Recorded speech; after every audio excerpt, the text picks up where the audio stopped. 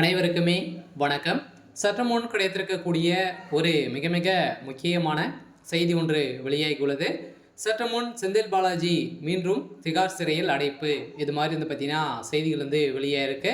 இப்போ சமீப காலத்தில் பார்த்தீங்கன்னா 1000 கோடி மெகா ஊழல் டாஸ்மார்க்கில் நடந்திருக்கு அப்படின்ற மாதிரி பார்த்தீங்கன்னா இப்போ அதிரடியாக செந்தில் பாலாஜியுடைய பதவி பறிக்கப்பட்டிருக்கு. ஸோ அதே மாதிரி பார்த்தீங்கன்னா மீண்டும் செந்தில் பாலாஜி திகார் சிறையில் அடைக்கப்பட்டதாக தகவல் வெளியிருக்கு.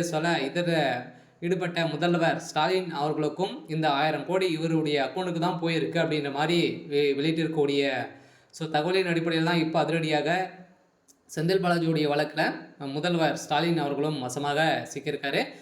திமுகவுடைய தலைமைக்குமே குறிவைத்து தாக்கக்கூடிய சொல்லருக்கு தான் இப்போ முதல் முறையாக டாஸ்மார்க்குடைய ஊழல் நடந்த விஷயத்தில் இது வரைக்குமே குறைந்தபட்சம் 1000 கோடிக்கு மேலே மெகா ஊழல் நடந்திருக்கு அப்படின்ற மாதிரி தெரிய வந்திருக்கக்கூடிய நிலையில் இப்போ அதிரடியாக செந்தில் பாலாஜி அவர்கள் திகார் சிறையில் அடைக்கப்பட்டதாக தகவல் வெளியாயிருக்கு. ஸோ இதை பற்றி இந்த வீடியோவில் நம்ம முழுமையாக பார்க்கலாம். ஸோ அதுக்கு முன்னாடி நம்ம சேனலுக்கு இப்போ தான் நீங்கள் முதல் முறையாக வந்திருக்கீங்க அப்படின்னா மறக்காமல் நம்முடைய சேனலை சப்ஸ்கிரைப் பண்ணி சப்போர்ட் பண்ணுங்கள்.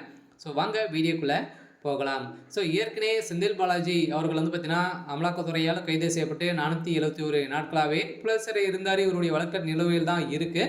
இந்த வழக்கின் அடிப்படையில் ஏற்கனவே அமலாக்கத்துறையின் கஸ்டடியில் தான் செந்தில் பாலாஜி அவர்கள் இருக்கார். இருந்தாலுமே மீண்டும் இந்த டாஸ்மார்க்கில் மெகா ஊழல் நடந்திருக்கு. குறைந்தபட்சமே 1000 கோடிக்கு மேலே ஊழல் நடந்திருக்கு அப்படின்ற மாதிரி தொடரப்பட்ட வழக்கின் அடிப்படையில் இப்போ அதிரடியாக செந்தில் பாலாஜி அவருடைய பதவியும் அவருடைய சிறையில் அடைக்கப்பட்டிருக்க நிலையில் தான் இப்போ அவசர கோரிக்கை முதல்வர் ஸ்டாலின் அவர்களுக்கு சிறந்திருக்கு.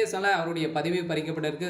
இப்போ முதல் முறையாக டாஸ்மார்க் ஊழல் முறைகேடுகள் குறித்து அமலாக்கத்துறை சோதனையின் அறிக்கை கட்ட 2 வாரங்களாகவே மொழி நாடகத்தை திமுக நடத்தி வருகிறது என்ற நம் கருத்தை விமர்சிப்பதை வெளிச்சம் போட்டு காட்டுவதாக பாஜக மாநில துணைத் தலைவர் நாராயணன் திருப்பதி தெரிவித்திருந்த சூழ்நிலையில் இது குறித்து அவரின் செய்தி குறிப்பில் விசாரணை மேலும் தொடரும் என அமலாக்கத்துறை தெரிவித்துள்ள நிலையில் பல 1000 கோடி மெகா ஊழல் நடைபெற்றிருக்கும் என்பதில் சந்தேகமில்லை.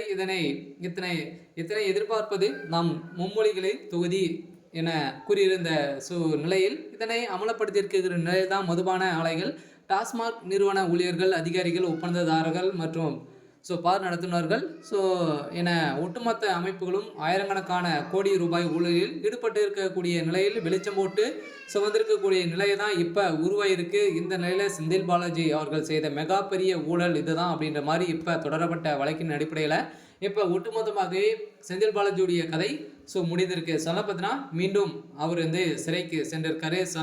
அதை தொடர்ந்து மீண்டும் முக்கிய புள்ளிகளாக சிறைக்கு செல்ல போகிறாங்க அப்படின்ற மாதிரி ஒரு தகவல் வெளியாக இருக்குது. இருந்தாலுமே திமுகவுடைய கோட்டையை உடைக்கக்கூடிய அளவிற்கு சம்பவம் மேலே சம்பவம் திமுக நடந்திருக்கு.